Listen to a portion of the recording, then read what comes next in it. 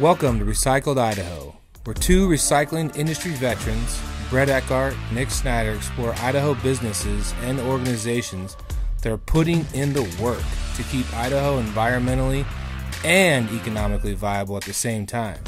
Take a listen to how these entrepreneurs, business owners, and operators are making things happen in the great state of Idaho. In this podcast, Nick and I sit down with Dale Hope, the owner of Diamond Street Recycling. Talk about being on the forefront of recycling, the things Dale and his company are doing with everything from composting blends to asphalt recycling is awesome. Not to mention the economics behind it, a real class act business. Go ahead and take a listen. All right, guys, we're here with another episode of Recycled Idaho. Sitting here with Dale Hope. How you doing, Dale? Doing great, thanks. Thanks for sitting down with us, Dale. Appreciate it. For those of you that don't know, Dale is our neighbor here, the owner of Diamond Street Recycling. So recycling is in the name, just like us, but they do a different form of recycling. So if you want to give us a little bit of background, Dale, that'd be awesome. Sure.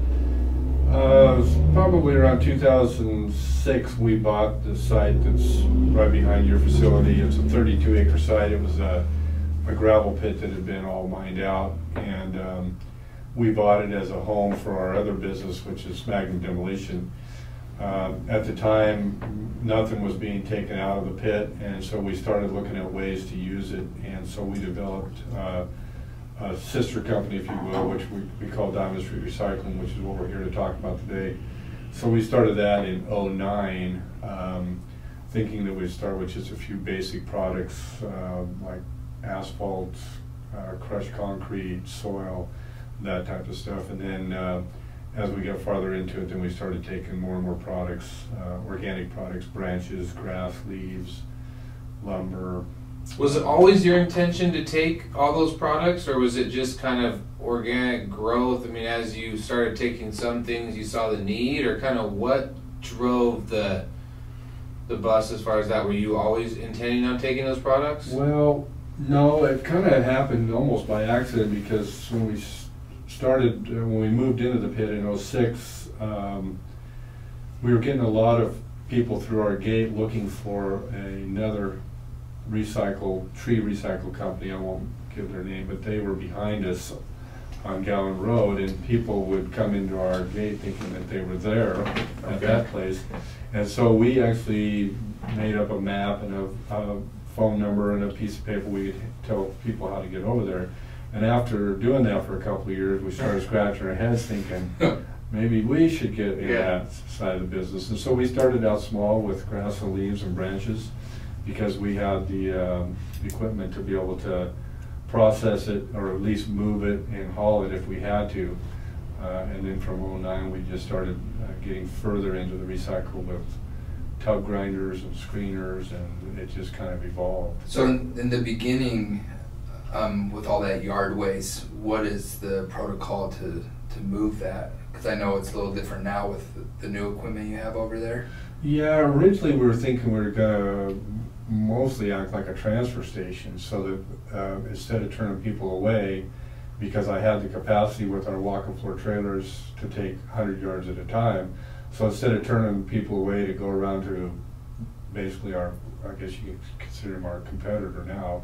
He's not there anymore, he's since moved, but we were thinking, well, at least we could provide a service and have people come in and take some of the other products which we had, which was we were screening topsoil and making crushed concrete and that type of stuff, that we could get customers still come in. And plus our pit we were using as a dump site, so people could drop concrete or asphalt or rock or dirt to help fill the hole after the pit was mined out.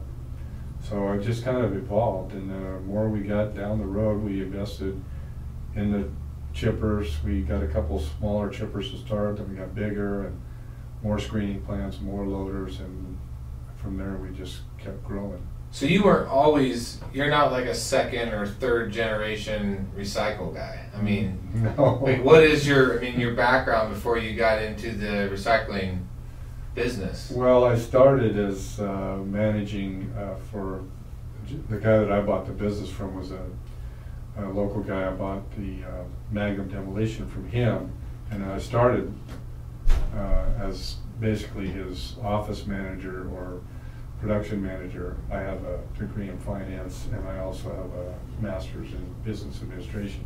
So I was an office guy, and he was ready to retire, so he sold us the demo company, and he trained us and mentored us on how to run that. And we took over a lot of the demo equipment, and he stayed on for a year and helped us. And then a few years after that is when we bought the pit, which he also owned. And we kind of joked because every time he wanted to sell us something, I was the guy buying. But it turned out to be great, because then he didn't talk us into it, but it was a natural transition to move our demo company out of a pit over on Cole Road over here to where we're at now behind you guys. And so we signed on the dotted line and bought that pit. Nice. Yeah. So my background is on the administration side, but really demolition and recycling is just a lot about math. But the recycling center was kind of, we learned as we go, as we went.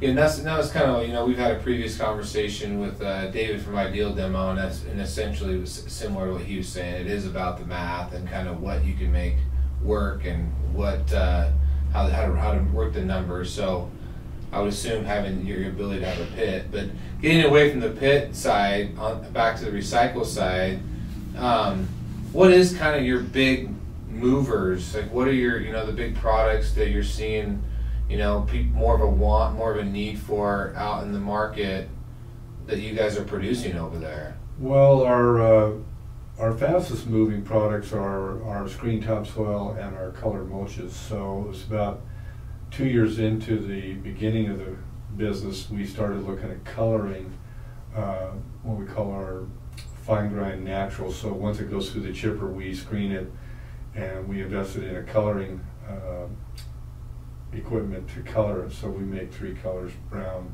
black, and red. So those have just steadily increased in sales. So our topsoil and our color mulches early on really started taking off. So that's what we really started targeting, because people were bringing the raw materials in, and then we process them and do a value add by coloring or changing them or screening them, and then selling it as a finished product. So a lot of the large landscaping companies around Boise, Nampa, Meridian, Eagle, even as far away as Twin Falls, they come in and buy our finished products. Nice. Yeah. Nice. So most of your customers, do they come to you, or do you go out and deliver? Luckily, probably 90% of our sales happen in our yard. We do deliver. We have 3 smaller delivery trucks that will take out as small as 1 yard, or they can take 8 to 10 yards. And then we have larger trucks we use. We borrow from our demo company, so we have 100-yard walk-and-floor trailers. We can take large volumes like cattle bedding and that kind of stuff. So is there any products that you're looking to add in the future? I mean, are you pretty happy with your sales mix as far as what you are providing now? Is there something else you guys have looked at, or just trying to run the numbers on? Yeah. Actually, I have to give credit to my son-in-law, Brett Wells. He started early on. We had a quandary. We were getting so much grass and leaves, and we were trying to figure out what we were going to do with it. Originally, we were selling the grass off as horse feed, and we were trying to figure out what to do with it. He came up with an idea of starting composting. And so he did the research and figured out how to make our compost. And so that product is one of our fast movers now. Every yard of compost that we can make, we sell. So it's a really great product. So that has led to the new products. Getting to your question is soil blends or biosoils. That's the new kind of up-and-coming trend. It's basically being requested or through the pipeline, the supply line from the county governments, city governments. They work with the engineers to come up with a specific soil blend, Which would be like, what would somebody use, like what would the dock guys use a soil blend for? Well, they use it in landscaping, berms, they use it in around the government buildings, downtown of the city of Boise. They redid the sidewalks and drainage system down there, so they had a special blend for their tree planting all around downtown Boise.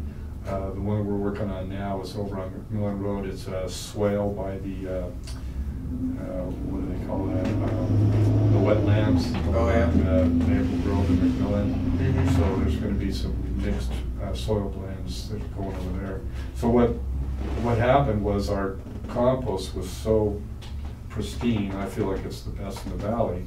And when you mix that with a screened topsoil and a mixture of sand, depending on what kind of gradation of sand you use, you can really fine tune and have a really nice bioswale depending on what you're trying to do, whether it's drainage or growing or fruits and vegetables or flowers or whatever. So would you go really buy that sand, or do you just source it out of your, or do you have to add? Because I know sand is not. I wouldn't think that people would just be bringing in sand.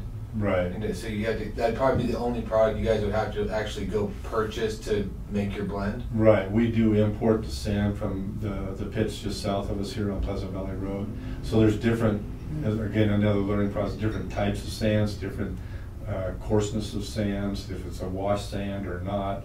So it really depends. So a lot of the engineers, the soil engineers, are starting to come up with these mixes, and then luckily we have the topsoil and the compost, and all we got to do is bring the sand in, and they grade it, they test it for different levels of pH and carbon and that kind of stuff, and it's probably going to be one of our better sellers over the next 5 years.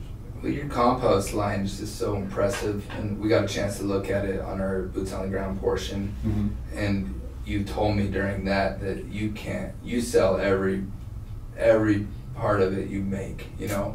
And aren't you looking to expand that? Yeah, what happened is, I'll mention here the DEQ oversees our site from the standpoint of how much compost we can produce. So while we were small, we could produce up to 600 yards at a time and have on site at a time. And of course, once we started selling it, 600 yards was gone really quick. So as fast as we could make it, it's about a 12-week process to compost grass and leaves and screen it. So once we had that portion made, so then we worked with the DEQ to go to what they call a tier 2, which gives us unlimited. And what you saw during the boots on the ground was more and more and more rows, and we've been dedicating a larger portion of the south part of our pit. So the pit's 32 acres. Right now we have about 5 acres dedicated to compost, and that's probably going to go up to about 8 acres by the end of this year. And your compost, like you said, that quality of it is just, I've never seen it, because I've bought some from like Home Depot years past. Right. And yours, it doesn't look like compost, it's that clean. Right. Well, I would say anybody that's ever been to your facility, whether you're a customer or government agent or whatever, like, your guys run a tight ship. It's clean, it's tidy, it's organized, you do it the right way, you don't cut corners. And I think from my standpoint, being in the scrap metal recycling end and having you guys as a neighbor, that's one thing I've always appreciated about, like, when we moved in, having the kind of the corner of recycling. You guys handle different products than what we handle, but we like to think that we do it the right way. But then we go to your facility and look how you guys are doing it. So that's one thing about you guys are not only just back there just doing what you do, but you're doing it the right way, which is that's a good thing. We can appreciate that on our end. Yeah, and I appreciate that. That's a very nice compliment. So when we started the recycle business, we all kind of came together as a group and decided that whatever we needed to do to make sure when the customer left our site that they're as happy or happier than we are. Yeah. And that philosophy's worked really well for us.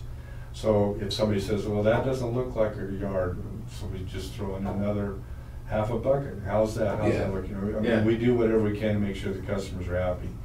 And along that lines, the quality of the products are important.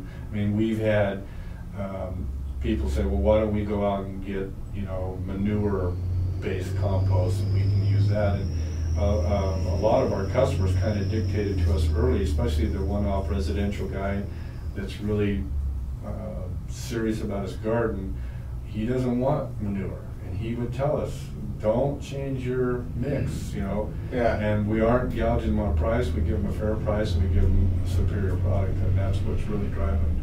And that's probably what led you guys into the biosoils, was just probably your reputation of making a good compost. I would assume that's probably the ultimate like lead into, Yes. oh, well, you guys, if you guys make such a good compost, and you guys could probably make a damn good biossoil. Yeah. And then, I mean, without knowing the story, I would assume that's probably how that goes. That's exactly right. I mean, we've got the two quality products, the screen topsoil and the compost, and so it's a natural transition. So we didn't go out looking to put biosoils together. We didn't even know really what the heck it was in the beginning. Yeah. But customers would come to us, like the county or the city or some of these bigger companies like Sunrock or some of the guys that are doing some of the big roadway works and need certain types of soil, and they would come to us. It's kind of like, oh, okay. And that all goes back to you're listening to your customer. Just the service that you're providing, you listen to them, and you're providing that service. Yep. I think one of the big themes like that we've kind of touched base on in Recycled Idaho, and I think it goes to you guys as well, is, you know, the whole recycling game is important. It's important to, you know, it's important to be green, and recycling is important, but also recycling isn't free. I mean, I think it's starting to catch up. People are starting to understand, like, recycling isn't free. It costs money to do it the right way. It costs money to make a good topsoil. It costs money to make a good mulch or a good chip or a colored chip. It's not necessarily free, but it's the right way to go about things. And I mean, you guys, I've never checked your price, so I have no idea, but I mean, just by the way you guys, the type of facility you run, the quality of your product, you know, I know you guys are putting good money and putting money back into it, pouring it back into your facility. Is that because you believe in the growth of that business? Is that because you believe in the growth of, you know, the industry, or kind of what's motivating you to keep driving to the next line of business?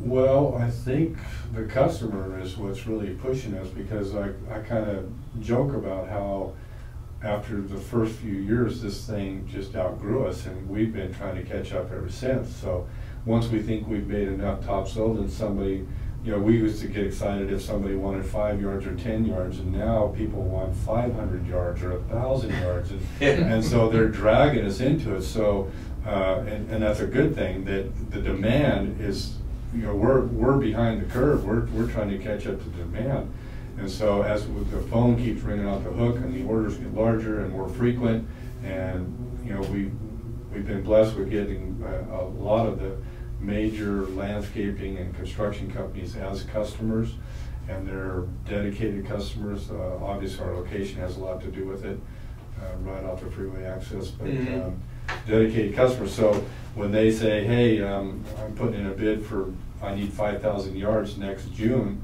I mean, that really makes us stand up, pay attention. So along the way, even early on, when the orders would go from 5 to 50 and then from 50 to 500, that really, I hate to use the word force, but gave us the benefit of going out and shopping for better equipment, more production.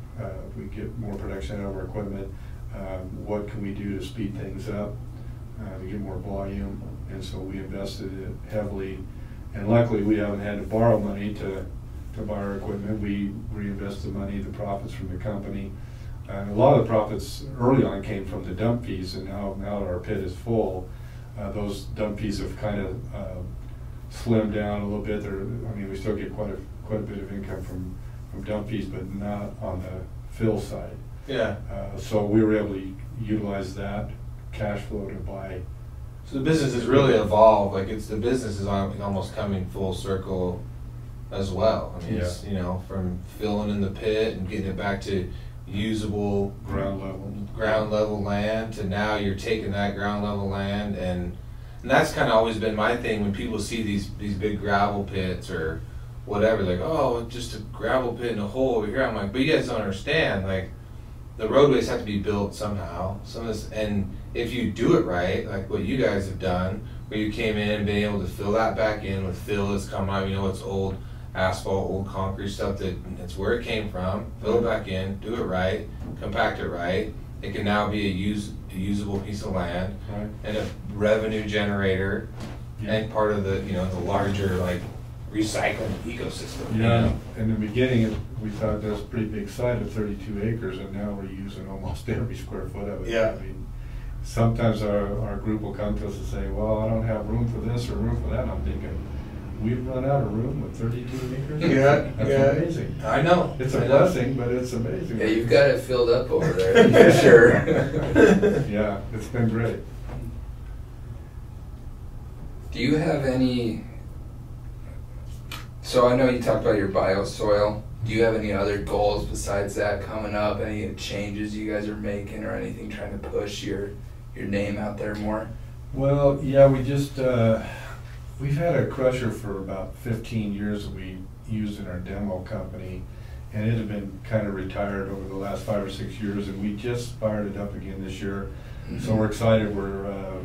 The market again kind of came to us and started requesting the recycled asphalt, and we make it in a 1-inch minus crushed asphalt, really a nice product. So we fired our crusher up again and started crushing, and within a few days it was already out in the public, and people started calling. So that's pretty cool to see a machine that had been sitting idle, a very expensive machine, for almost 6 years, and then we. And the price on that material, that fluctuates like any other commodity on the material you're producing, is that right? It's fluctuated one way, and that's more expensive, and that's kind of the way things are going in the Boise Valley. You know, everything from labor to houses to everything else. But yeah, we're the price of it now, we're selling for $20 a cubic yard, which is pretty comparable to a couple of other pits that are selling it. Okay. But, the quantity, the supply has been kind of sporadic over the last 10 years. I mean, I used to make it pretty regular, and I sold it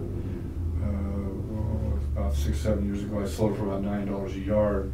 But when we started getting more and more involved in colored mulches and topsoils and blends, we kind of parked the crusher because the profits were more in the organic materials. But that has changed because now the price of the crushed asphalt, especially a good crushed asphalt, a nice screened product, has gone up. So now we thought, well, now we can fire up that. What are people using the crushed asphalt for? Like what projects? Not specific projects, but what types of projects? Well, like temporary driveways or pads for RVs. We've sold it to farmers for like a muddy road. You know, in the spring it dries out, they'll lay the road, put the asphalt down, and get back to their barns, corrals. We've got a guy we're delivering to tomorrow out in Eagle. He's going to use it to patch holes in a parking lot, kind of like a cold mix. So if you put it down and water it and roll it, it's more stable than like a gravel, but it's not like a hot mix, but it's a nice, real clean. It's got about a 5% oil content to it, so it does bind together. And could you mix that with like some oil or something, and get it to adhere a little bit better? I mean, is there a way to use that? And there are companies that buy our material, or had in the past, and they also buy from the pits south of here, and they will add a hot oil to it to get it to bind and act more like a hot mix. Because I remember when we did this facility, it had kind of that, what they call like an alligator asphalt, you know, it was kind of roughed up, and we knew when we started putting big trucks on it and equipment, it just wasn't going to last. So I believe it was Knife River, but they came in, and I know it was Knife River, they came in and ground it on site, and then somehow recirculated it and basically laid it back down. So it was two pieces of equipment, if I recall, where it was a grinder and then they were... Yeah, through a pug mill, so it heats it and puts the oil back in it and basically turns it back into a hot asphalt mill. Yeah, which was fascinating to me. We use it a lot of it in our pit as a dust control because we're required to keep, under our SWIP plan, to keep the dust down. So that's another big use for like construction sites or lay down yards. So it's better than gravel because it's not dusty. And another benefit is the weeds they don't grow as fast through it. I mean, and it packs down nicely. It does. You know, you can roll it almost and pack it. Yeah. So temporary parking lots. Okay. Yes. Yeah, it looked good over there. I mean, you showed it to me on our tour over there, and I mean, you had it laid down and it was a clean product. Our goal is to, once we're completely flat on the pit, completely full, we're going to put about 4 to 6 inches on top of our pit as a topper.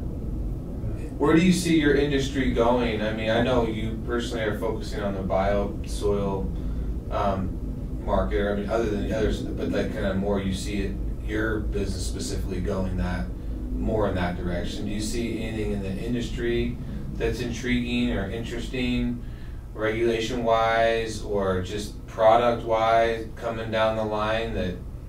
And the reason I ask this is because I was talking to somebody that has a similar type facility in Washington where a lot of it's mandated. The grinding and a lot of, whenever somebody does a demo job, they're required to crush on site and do a bunch of that before it ever leaves. Do you see Idaho going or doing anything different in how they approach it? Well, so far a lot of those regulations or policies haven't hit Idaho yet. I remember in the early years when we started in '09, the LEEDs classifications were requiring through the demo process or any other kind of construction process to use a recycled product. So there was a demand for like the crushed concrete because it's a recycled product, and they got points toward their LEEDs certification. That's kind of died off. Really? But I can see, a lot of people in the Treasure Valley don't even know who we are. I mean, we're still super busy, and we're definitely in the growth stage. I would guess, it's just kind of an uneducated guess, maybe 10 to 15% of the whole valley even know who we are. But we cater more to the commercial guys, so about 100% of them know who we are, the big landscaping companies, construction companies.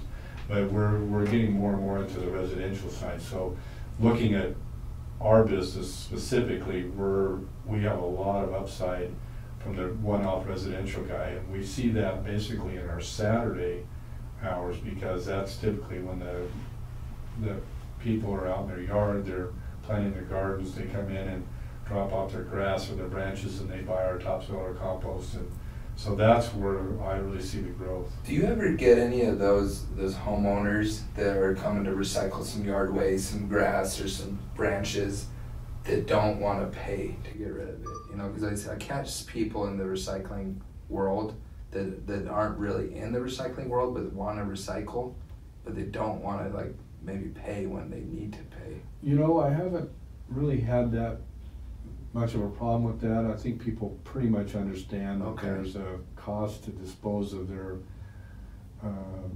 product, whether it's at their curbside with the city curbside or if they're going to take it to the landfill.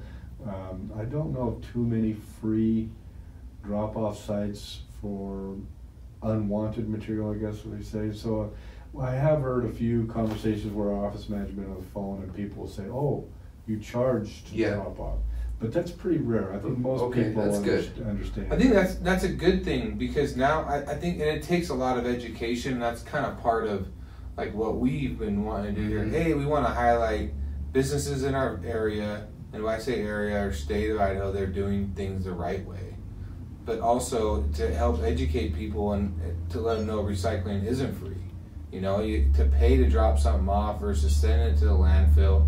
You may even pay a little bit more than you would at a landfill, but it's going to the right cause. I mean, it's being returned or being reused for something else. Right. And I mean, those are kind of, if we had to name the two big things that we are focused on is businesses that are investing back in the state economically, you know, whether it's jobs, tax base, and guys, because their kids are doing it the right way, and then educating everybody else that, hey, it's not free. I mean, what we do, the equipment that that you have to run, you know, your crusher, what's that, a $500,000 piece of equipment? Yeah, to try to buy one of those new, you'd probably spend a little more than that. Yeah. So I got mine used. And that's one piece, right? Yeah. I mean, then you got the loaders and the color machines and the grinders, and I mean, there's just so many components that go into to make that product. But it's a lot better than going to the landfill with it. Yeah. You know? Plus, and people in Boise Valley can appreciate what's happening with real estate prices. You can imagine what 32 acres of commercial land costs and what it's worth, and that has to be considered in, you know, receiving material and charging for it. For sure, the taxes that you're paying just to have that piece of land, you know, and I just always want to make that well known. I mean, we are all here to do a good thing. I mean, the recycling business industry's been good to us, and good to our guys, but it's not because we haven't been willing to put back into it, you know, equipment, land, buildings, everything that goes along with it. Exactly. Yeah. So Nick, you got anything to just finish us up? No, I think we covered most everything that you do, except you didn't really highlight the dairy. You just give a product to the dairy.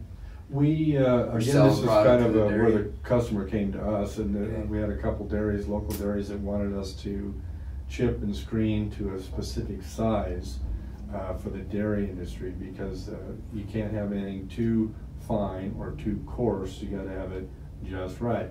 So they gave us the specifications, and so we do a lot of specific materials just for the dairy industry. Gotcha. Yeah, it's a really nice product. It's more coarse than sawdust, but you wouldn't consider it a chip. And the dairy industry, for those people that are maybe watching that are not from Idaho, is a big chunk of kind of what drives our economy here. There's a lot of large dairies are big here. Yes. Yeah. Yeah. So we always ask this question, but it's because it's always super interesting. We've got a bunch of various responses, but give us one or two people that have been like super influential in your career, or your life, or anybody that you know want to give a shout out to that, you know, that's kind of helped you along the way. Well, there's definitely two people. First would be my wife Lonnie. We've been married 42 years, and we started this little path together when we were pretty young. And so she works with us in the business. She manages all the office and the financial side of the business. Even though I have a finance degree, she can work circles around me when it comes to that. Just super good partner, really supportive. She lets me, we kind of kid around about what makes a successful partnership, and the idea is that I get to make all the major decisions and she makes all the minor decisions, and so far there haven't been any major decisions. It worked well. I love it. She's a great business partner. And then of course the gentleman that we bought our demolition company from, as well as the pit behind us where we're sitting now, came from Larry Gillingham, and he's been a mentor. I call him Dad. He's not my dad, but he sure has treated me like a son. And he's been a very good mentor, very smart guy. He had a 9th grade education, and he learned the hard way, and he taught both Lonnie and I how to deal with customers, how to provide a service or a product that you can make money on. And one of the things that always sticks in the back of my mind is he said, don't spend your money on luxury items. He says, if you have to finance a luxury item, then you can't afford it. Yeah. So he convinced us that any extra funds we wouldn't go out and just waste, we just put it back into the business, and that's worked out really well. And he's still alive today, and he comes around and he'll give me some pointers whether I ask for them or not. And, he's that's good. He's usually right.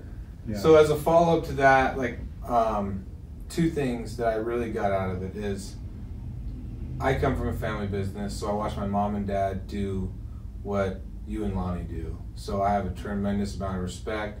That's not easy, to work all day with your spouse, go home with your spouse, wake up in the morning and go, you know, I watched it. We get back to the minor decision Yeah, thing. exactly. Like, so I have the utmost respect, and you guys have made it work, and you guys have built a hell of a business. So that, to me, is awesome. And then the second to last thing, and I this is almost just as important, that I want people to understand, and whether it's the recycling industry, the demolition industries, you know, you name it, the trucking industry, you don't have to have some fancy degree to be successful.